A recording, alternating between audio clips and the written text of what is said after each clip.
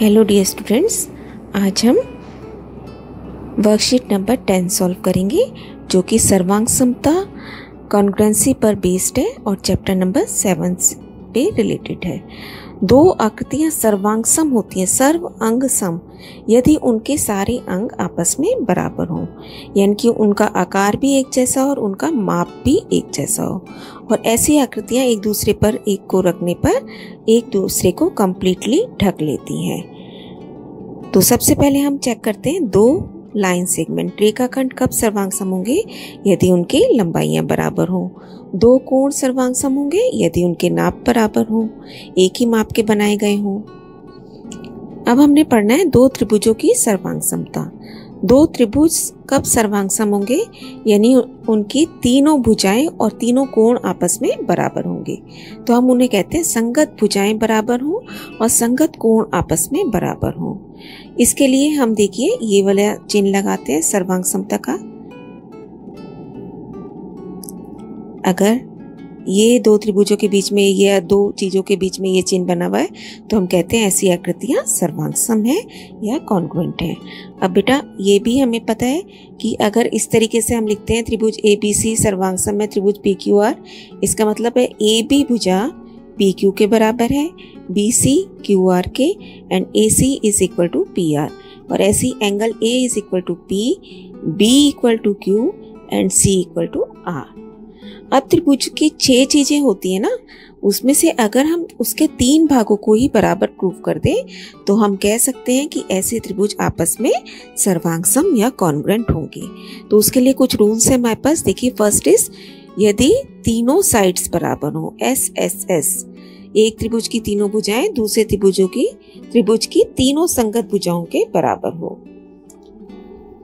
Second है SAS, भुजा कोण भुजा, यानी कि दो भुजाओं और उनके बीच का कोण दूसरे त्रिभुज की संगत भुजाओं और बीच के कोण के बराबर हो।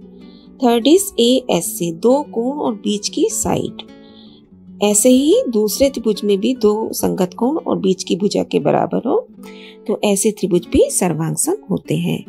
Fourth is RHS, right angle triangles के लिए होता है ये रूल। समकोण एक 90 डिग्री का कोण दोनों में बराबर है, एक कर्ण भी आपस में बराबर हो और एक कोई भी भुजा बराबर हो, तो ऐसे समकोण त्रिभुज भी आपस में सर्वांग सम होते हैं।